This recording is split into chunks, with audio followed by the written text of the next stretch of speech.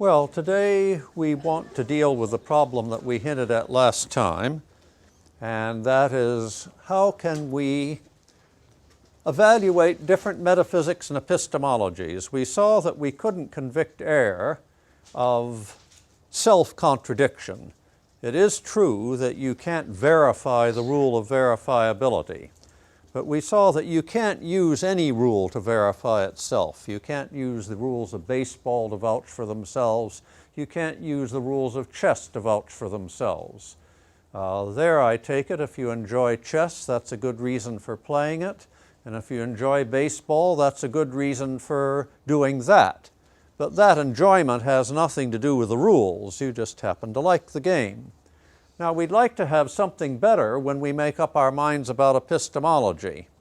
That is, we would want to have something superior to preference if you're going to make a fundamental decision about the sort of things you think exist and how we gain truth or knowledge. And I argued that the problem of induction does seem fatal to empiricism. That is, I can see no way why we can get out of Hume's argument. The problem of induction, I don't see any way in which a physicalist like myself, who thinks that the physical universe is all that exists, can solve that problem. But I think I hinted at you that it seems to me merely a special example of a more fundamental problem that affects all thinkers, whether they are empiricists or Kantians or Platonists or believers in God.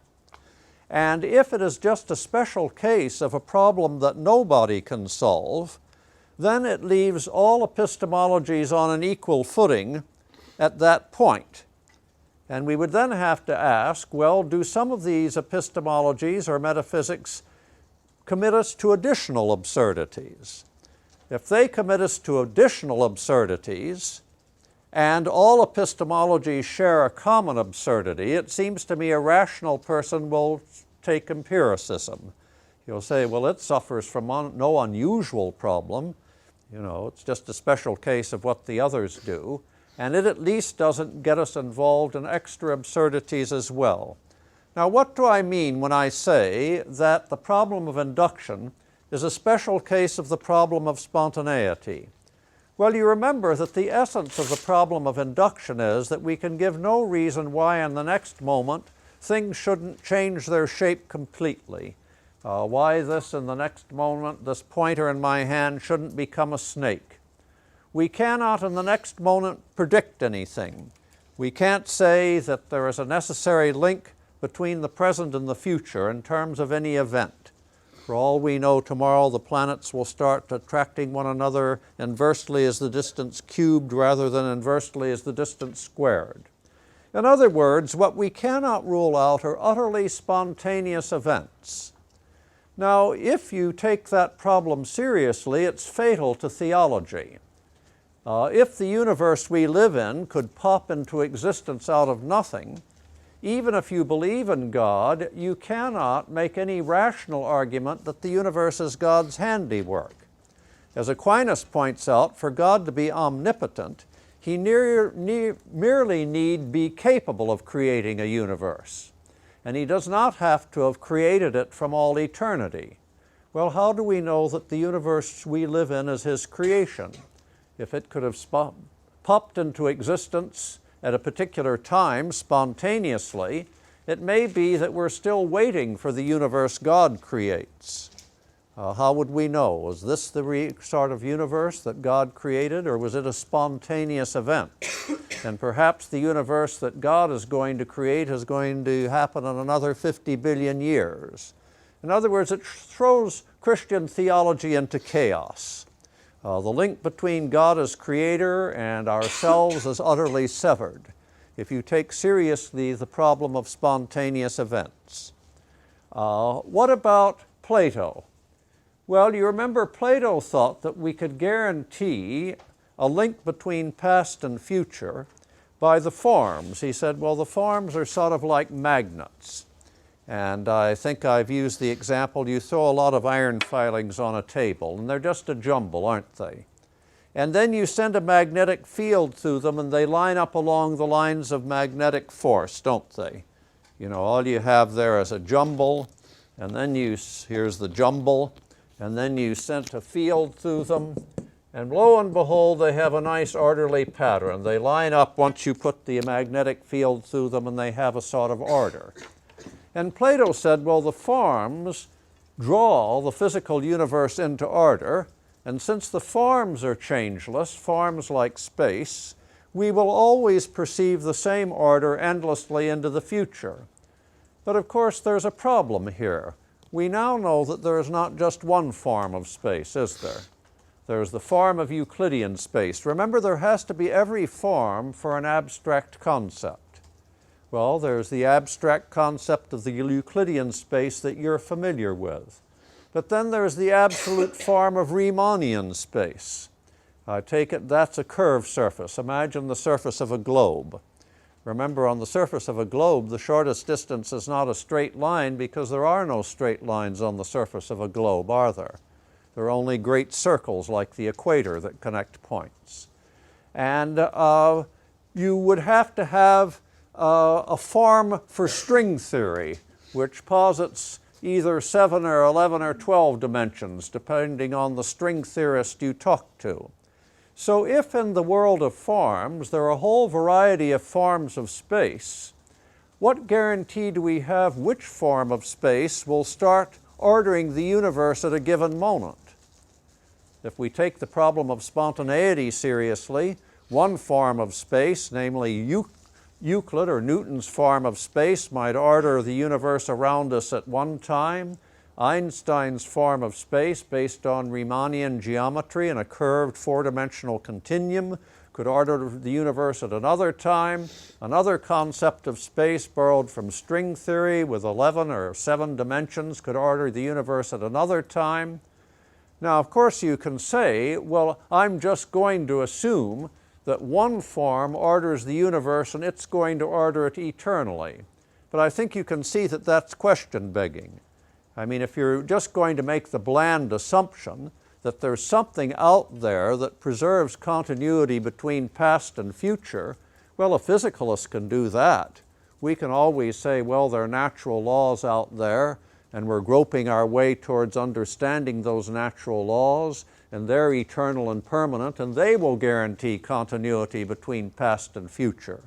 So it's easy to solve the problem of continuity if you just say, I'm going to blandly assume some objective thing which is continuous. We could assume that there are laws of nature that are continuous, and that there's a real law of gravity out there, and we're slowly groping our way towards understanding it.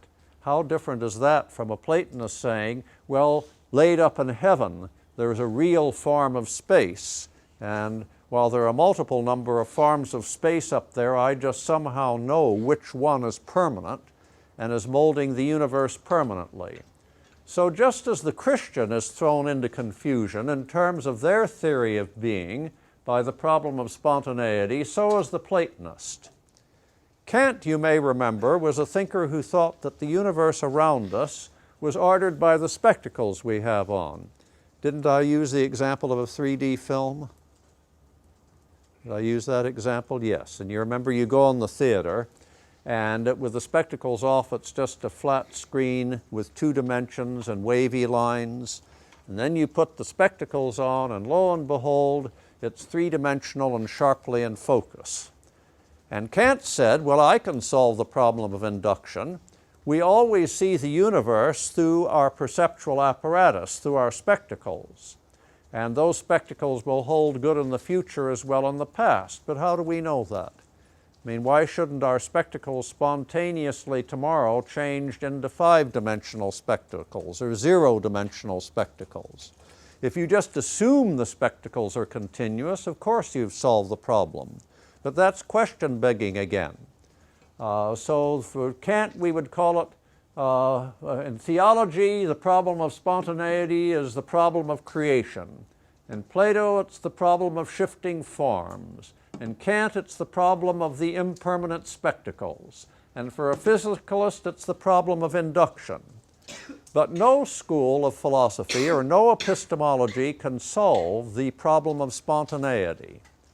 Therefore, I think we have to say, all right, all epistemologies have one black mark against them. There is an absurdity they can't solve, the problem of spontaneity. Certainly, as rational people, then, we will try to eliminate any other absurdity that may arise. And I think that I've tried to show you in the past that all epistemologies other than physicalism have a whole range of absurdities that physicalism doesn't share. The concept of God is meaningless as a creator unless we have some notion of God's intent. Bertrand Russell once, in one of his unpopular essays, imagined God and the angels being bored one night. And the angel said, "Why don't we play the game of creation?" So God created a universe that was scattered about, and parts of matter attracted one another and formed galaxies, and some of those galaxies formed planetary systems, and on some of those planetary systems there were the right conditions for carbon compounds to have self-replicating molecules, and some of those self-replicating molecules became life, and life evolved human beings, and there were kings and emperors, and at that point God messed it all up and said, "Well, that was fun, we'll have to play that again sometime." In other words, unless you have some notion of what God wants out of us or out of the universe, theology has no bearing on how we should live our lives. And yet any attempt to read God's mind gets one involved in all sorts of absurdities. You either have to hold that we have a scripture which is an insight into God's mind, and then you find there's the Koran, and there's the Old Testament, and there's the New Testament, and heaven knows what, the Book of Mormons, and they all claim to be divinely inspired, and there is nothing to choose between them. Or you have to claim that you have a creation theology that reads the purposes of God and nature, that if we only transcend the theory of evolution, which after all posits no purposes, does it? I mean, evolution is a blind process. The reason things evolved is not that someone is planning for them to evolve. It's just a matter of adapting to their environment, isn't it? Industrial malls in cities in Europe used to be white, and then they slowly evolved into dark malls. Why do you think that happened? Why would that happen under the theory of evolution? Pardon? Yes, I take it as we industrialized, we polluted the air.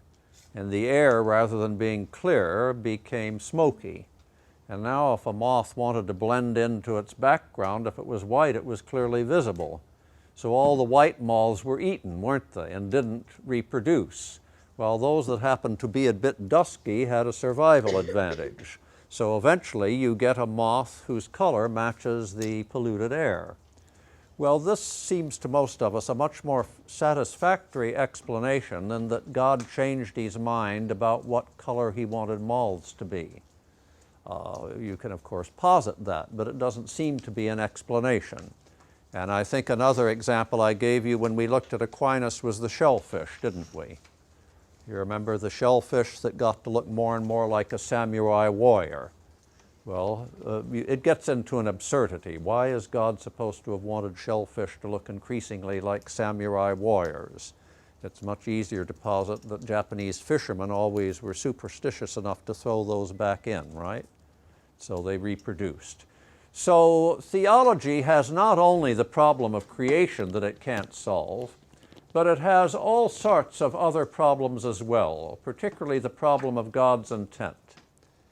If you read Aristotle on Plato, you'll find that Plato has a whole range of irrationalities in his metaphysics other than the problem of shifting forms. And I can't rehearse those today, but Aristotle gave a very searching critique of Plato. And he pointed out that Plato's world of forms involves you into all sorts of problems. For example, there's supposed to be a form for every distinction we make, isn't there? And that sounds fine when you're distinguishing blue from orange. But what about when you distinguish navy blue from light blue? Well, then there must be a form of navy blue and a form of light blue that the two fall under. But then if you get within navy blue, you can distinguish an infinite number of shades of navy blue, can't you? So is there a form for every shade of navy blue? And you seem to end up with as many forms as there are particulars. That is, for every particular shade of color, you have to have a form for that particular shade of color, don't you? Which makes the world of forms merely a sort of strange photograph of the physical universe. That is, you have to have represented in the world of forms everything that's represented in the physical universe, which destroys its purpose. Take Kant. Kant, of course, lived before Einstein, and therefore he thought that the space spectacles we had on had to be Euclidean spectacles. And they were what gave shape to what we saw in terms of spatial orientation. Well, we now know that that's simply false, isn't it? We may have on Euclidean space spectacles all right, but they don't shape the universe. Einstein proved that the space that shapes the universe is a four-dimensional curved continuum, and no one has ever had on spectacles that oriented things in that way. So I would argue that empiricism does not have these extra absurdities, and therefore I would choose empiricism over these other theories of knowledge on the ground that while it may share a common problem with all of them, it doesn't have the extra absurdities that they impose on our minds. And do remember that none of these other epistemologies can solve the problem of induction, except by positing a permanent thing without any good reason to posit that it's permanent. And of course we can do that. We can posit natural laws that are permanent, though we don't have any good reason for assuming they are permanent. Well, let's now go on to err on theology and ethics. Now, Ayer argues, of course, that the traditional proofs of the existence of God are invalid, and he also argues that it's wrong to posit God as an unseen cause of the seen universe. Now, this follows on Hume, who was a very great thinker indeed. And Hume pointed out that even if you ignore the problem of induction, you can only posit the cause of an event if you see both the cause and effect repeatedly. You remember the dog touches the radiator and the dog gets burnt, and that happens repeatedly. It would be very peculiar if we allowed the dog to posit an unseen radiator as the cause of its burn, because what we always perceive is a physical radiator, isn't it? Whenever we posit a cause-effect connection, it's because we say there's a necessary connection between a cause we experience and an effect we experience. Now, you might say that's not necessarily true. Imagine a thalidomide child who somehow survives on a desert island, and that child has no hands or feet. And then one day when they are making their way about the beach, they see a footprint. Couldn't they posit an unseen foot as the cause of that footprint? Well, in point of fact, they wouldn't. If they had never had a precedent for seeing a foot leave a footprint, they might think, well, how peculiar, the tide washed up shells that made this interesting design. That is, they would have no reason whatsoever to posit a foot as the cause of that footprint. It's only because we have experienced innumerable feet making footprints that we would have the background of experience when we encountered the 1,000th and first footprint. We could certainly say at that point, well, a foot probably caused it. But we would have to have the background of experience. Well, no one has had the background of experience of perceiving thousands of gods making thousands of universes. All we experience is the universe. So Hume's point is you can never posit an unexperienced cause of an experienced entity. So the traditional proofs Ayer ignores. Faith in Pascal's wager we've already looked at. That is, what can one say? People say, well, if you lost your faith, it wasn't genuine faith. Well, that makes it just a closed circle of definitions, doesn't it? I mean, at least when I was a child, I thought my faith was genuine and that I believed with all my heart and soul. And if you say, oh, the mere fact you lost it shows it wasn't genuine, You are merely putting a circular argument, aren't you? The definition of non-genuine faith is losing it. So what's the cash value in saying your non-genuine faith caused it to be lost? You won't admit any example of a lost faith that is genuine, will you? I mean, you say, by definition, the fact you lost it shows that it wasn't genuine. That is, from Ayer's point of view, you are refusing to put forward a verifiable hypothesis. What about the afterlife? Sometimes people say, well, after all, if there is a heaven, when you get there, you'll know it exists. And therefore, it passes the rule of verifiability. Didn't we say that any synthetic proposition was sensible if we could imagine the conditions under which it would be verifiable? And we didn't demand that those conditions exist at this moment, did we? You remember the mountains on the other side of the moon. It was perfectly sensible to say there are mountains on the other side of the moon because we could imagine how to verify it. We could imagine getting on a rocket or putting a rocket ship with a camera that would circle the moon and photograph those mountains. And we couldn't do it at the time, but we can do it today, can't we? So it was a perfectly sensible proposition. And they say, well, what about the afterlife? I'm asserting that human beings live on after death as spiritual entities, or perhaps even with the body resurrected. And after we die, we'll have a test, and we'll find out. And the mere fact that we can't find out until we die doesn't show that it's a senseless proposition. Well, I don't think it is a senseless proposition in that I can imagine what it means, but believing in that proposition is another matter entirely. You can, of course, make anything verifiable. The problem with it is, of course, it's a blank check. That is, if I could say, well, the afterlife consists in playing hopscotch endlessly. And you could say to me, well, that's ridiculous. And I'd say, but after you die, you'll find out, won't you? You know, when you die, you'll either live or not live, and if you live, you'll play hopscotch endlessly. So as Kant pointed out in his essay, The Dreams of a Spirit Seer, if you allow someone to posit a transcendental realm, then you're in the absurd position that you can write any check you want on the transcendental realm. There's no limit to it. Yes, you can assume that we play hopscotch for all eternity after we die. And we'll know after we die, won't we? So you say, well, that seems to me then a plausible proposition. Well, it has a meaning. I can imagine, I can close my eyes and imagine a Professor Flynn who has died and his body has been resurrected and he's hopping about all of eternity. Yes, I can imagine that. I know what the proposition means, but it seems to me I would be foolish to believe in it, particularly since we know that as the brain becomes damaged, various mental functions cease, do they not? Damage to a certain part of the brain destroys the memory.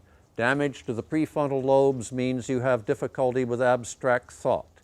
If we cut the connection between the hemispheres of the brain, other mental functions go.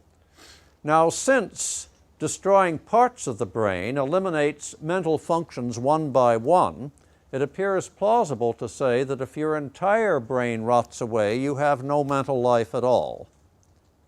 And therefore, I would say that if you approach this as an empiricist, then we have a lot of indirect evidence that our mind does not survive the death of our body, including the deterioration of our brain. I take it when people's arteries harden, they become senile, do they not? You know, when the brain no longer functions properly, you can't think properly anymore. So it looks as if mental life is dependent on the physical organ we call the brain. What about, now some people remember say, they try and sugar the pill with air. They say all he says is that we can't verify God's existence. That's the same as saying we can't prove it either way, therefore it's just as rational to believe as it isn't. Actually, Ayer is almost worse than an atheist, because he is saying not only does not God exist, but the assertion that God exists is a meaningless assertion. Remember the invisible, immaterial leprechaun standing on the table. For him, the statement God exists is entirely analogous to the saying there's an invisible, immaterial leprechaun. And you say, well, I can't touch it. It's immaterial. I can't see it. Well, I told you it was invisible. It's an absurd proposition. The fact that we cannot imagine a test of its truth shows that asserting it as a fact is, in a sense, infantile. So Ayer, if you take him seriously, means that theology could only have metaphorical meanings, like Santa Claus. I mean, it makes Christmas more interesting to have the myth of Santa Claus. It may make life more interesting to have the myth of God. But we could not take the existence of God literally. Ethics is a much greater problem for Ayer, because it's easy to say I can live my life without theology. It's a lot harder to say I can raise children without ethics. That is, if you don't chastise your son for slapping his little sister, it becomes very difficult. So to say that ethical propositions are meaningless, we have to attach a special meaning for that. And that's what Ayer tries to do. He says, well, ethical propositions lack literal meaning. That is, you remember, literal meaning is reserved essentially to synthetic propositions of fact or synthetic propositions about causality. And he says ethical propositions are synthetic in a very peculiar way. They don't state the existence of something, and they don't state that X caused Y. Indeed, they don't state anything. And of course, he's right in a certain sense. Ethical propositions are not about what is, but about what ought to be, are they not? So they are synthetic propositions, and they lack truth value. Only synthetic propositions that we can test by the rule of verifiability can have truth value, but that doesn't mean that ethical propositions are insignificant. Ayer says essentially, have you ever been at a concert and heard someone shout bravo? Now, they're not stating a fact, are they? In fact, they're not saying anything about the world. They are giving an emotional reaction to the concert. The singer hits high C, and she's been on tune throughout and has sung with feeling, and bravo is an expression of an emotion of approval. And this leads him to the emotive theory of ethics. He says, whenever the word good is just a polite way of shouting bravo. When you say charity is good, it's like saying charity hooray. When you say murder is wrong, it's like saying murder ugh. I take it ugh is a word that expresses moral indignation or disgust, isn't it? So he says these are important in human life. Without communicating to children what we approve and disapprove, we could hardly give them a character, could we? We could hardly raise them to have any type of human behavior that was acceptable. So while ethics is literally without truth value, it's of great human significance, just as art is of great human significance. Without beauty, something would be missing from human life.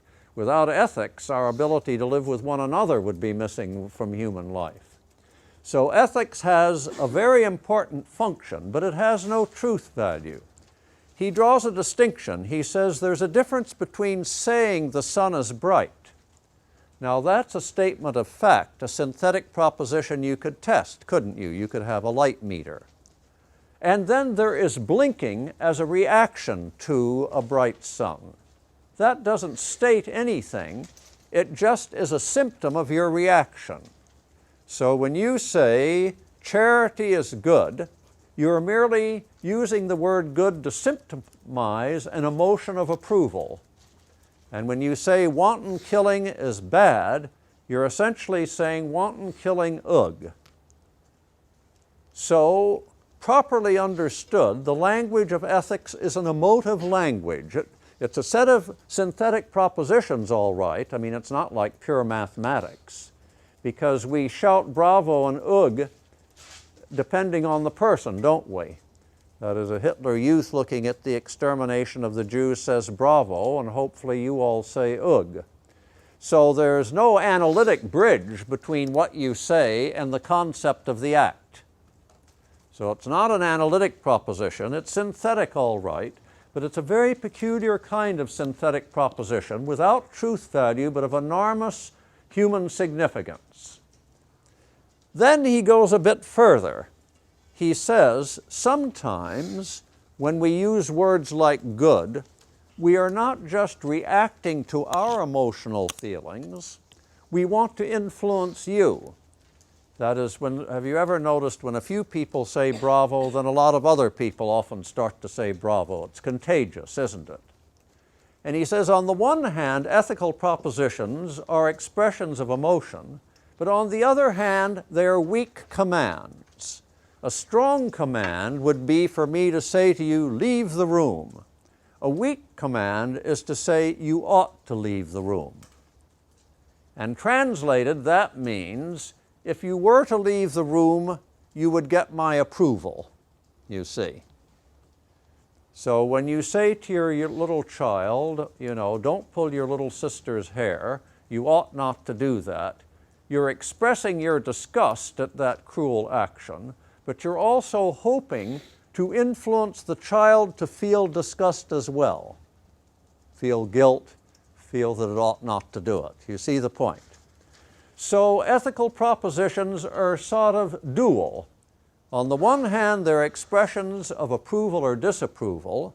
On the other hand, they are weak commands that attempt to influence others, not by telling them that they must do something, but telling them they ought to do something. Everyone understand Ayer's emotive theory of ethics. And you see how he's led step by step in this direction. He's an empiricist. As an empiricist, he believes only what you can test through the senses has truth value, at least if it's a synthetic proposition.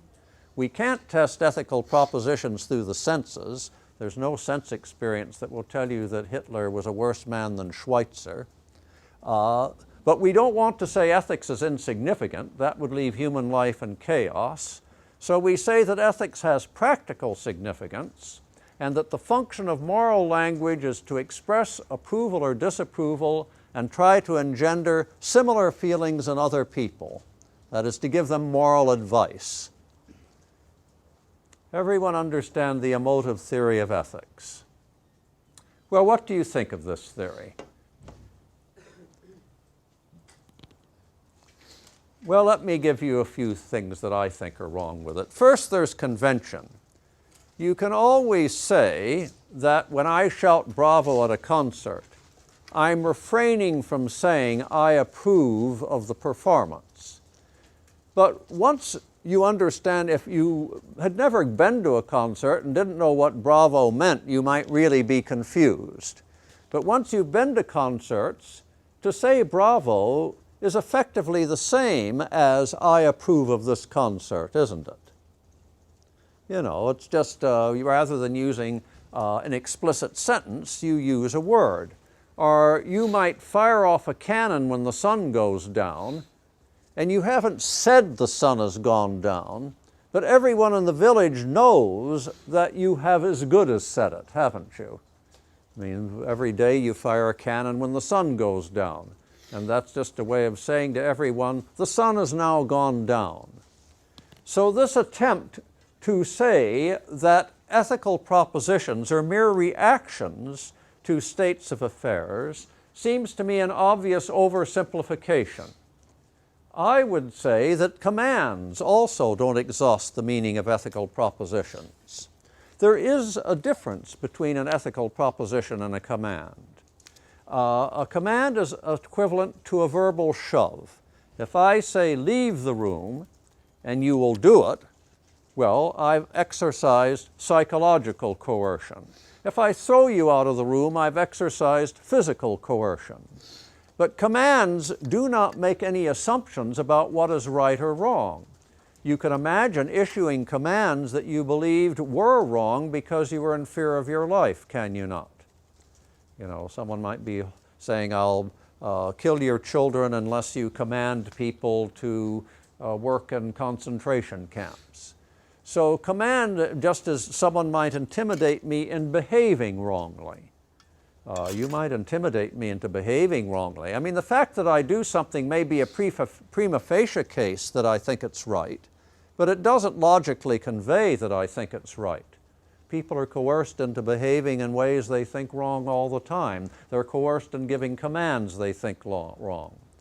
I think that ethical propositions are a kind of comparison of value propositions. What you do is label classes of acts with a distinctively moral label. Imagine someone grading apples, and they put apples with wormholes into one barrel and apples without wormholes but are still green in another barrel, and apples that were without wormholes and are big and red in a third barrel. Well, very quickly you would catch on that they were grading, weren't they? The first apples are for animals. The second apples aren't ripe, and the third apples are the ones you would sell to your customers, wouldn't you? And you would say, even though this person has said nothing, we can deduce what the labels mean. Grade C means fit only for animals. Grade B means let it ripen before, it should have ripened before we eat it. And grade C means this is an apple that is delicious and ready for eating. Well, when you grade human activities, there are a variety of labels you can put on them. One label is pleasant. That was a pleasant meal, meaning you liked it. Another label is beautiful. That's a beautiful painting. Another label is funny. That was an amusing joke. But when you put a moral label on something, remember, it has trumps. It says if it's a negative moral label, you ought not to do that, even if you find it pleasant, considerations of beauty aside, and so forth.